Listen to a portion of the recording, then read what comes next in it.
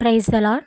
ఈరోజు మనము దేవుని ప్రేమను, విశ్వాసాన్ని, ప్రార్థనా జీవితాన్ని వారి జీవితాల్లో కూడా అనుభవించి రుచి చూచి ఎరిగి అనేక మందికి చాటి చెప్పిన కొన్ని మంచి మాటలుగా ముగ్గురు వ్యక్తుల గురించి ఈరోజు మనం తెలుసుకుందాం. వారెవరో కాదండి, ఒకరు డిఎల్ మోడీ గారు, చార్లెస్ స్పర్జన్ గారు మరియు మదర్ తెరెసా గారు. మొదటగా డిఎల్ మోడీ గారి కొన్ని మాటలు చూద్దాం. This is my business. ఒకరోజు మోడీ గారు వీధిలో నడుచుచుండగా ఒకడు దీపస్తంభం మీద ఆనుకొని ఉండుటను చూచెను. అతని భుజము మీద చెయ్యి పెట్టి, నీవు క్రైస్తవుడవా అని అడిగాను. అతడు కోపముతో మండిపడి పిడికిలి బిగించి మీద పడి కొట్టుటకు వచ్చాను.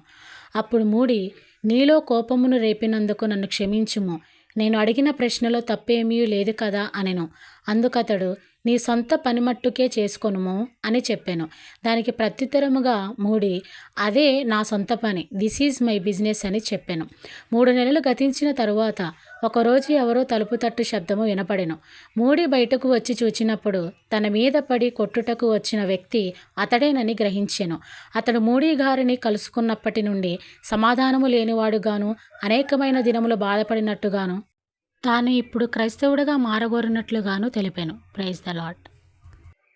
మీరు దేవుని బిడ్డ అయితే మీరు పాపములో ఎన్నటికీ సంతోషంగా ఉండాలని గుర్తుంచుకోండి. శిలువపైన మరణించిన ఆ క్రీస్తు ఇప్పుడు మన హృదయాల్లో జీవిస్తున్నాడు. మనం కేవలం ఆయన వలనే జీవిస్తున్నాం.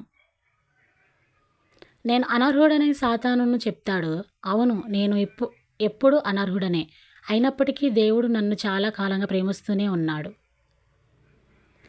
100 మంది మనుషులలో ఒకరు బైబిల్ చదువుతారు, మిగిలిన 99 మంది క్రైస్తవులను చదువుతారు.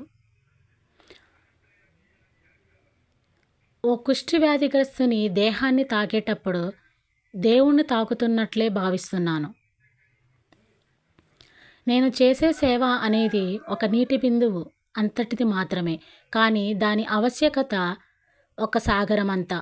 ఆ ఒక బిందువును నేను చేర్చకపోతే సముద్రంలో ఒక నీటి బిందువు తగ్గిపోతుంది. మన కోసమే ఒకరు పుట్టారనిపిస్తే ప్రేమ, మనందరి కోసమే ఒకరు పుట్టారనిపిస్తే అది విశ్వప్రేమ. అలాంటి విశ్వప్రేమకి సాధికార సంతకం మన మదర్ తెరెసా గారు. నువ్వు ప్రపంచాన్ని మార్చాలి అనుకుంటే ఇంటికి వెళ్ళి ముందు నీ కుటుంబాన్ని ప్రేమించు. ధనం, వస్తువులు లేనివారు పేదలు మన ప్రేమకు పాత్రులైన వారైతే, ధనం, వస్తువులు చేతిలో ఉండి కూడా ప్రేమ కొరకు, స్వచ్ఛమైన ప్రేమ కొరకు పరితపించేవారు పరితపించదగినటువంటి పేదలు.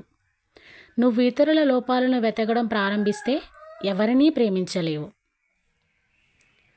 నూనె వేస్తూ ఉంటేనే దీపం వెలుగుతుంది.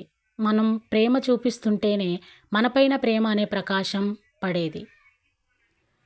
100 మందికి నీవు సహాయపడలేకపోవచ్చు, కానీ కనీసం ఒక్కరికైనా సహాయపడు.